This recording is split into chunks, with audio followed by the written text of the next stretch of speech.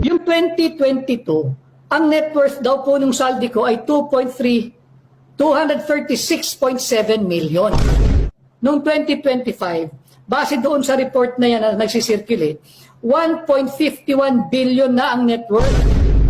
Sa 3 taon, umangat po ng 637% increase yung net worth ng Congressman Saldico. Isa pang personalidad, hindi rin pwedeng palagpasin. Yung Speaker ng House of Representatives, si Martin Romualdez, noong 2025, ang declared di umano ay 315 million. Noong 2022, ay 315 million ang net worth. After 3 years, 2025, 3.465 billion. 1,000% increase. Isa pang pangalan, ito kataki-tangi din ito, yung Manix Dalipe.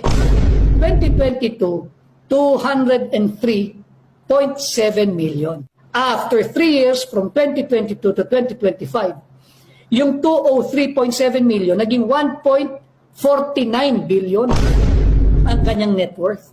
1.49 billion in 3 years.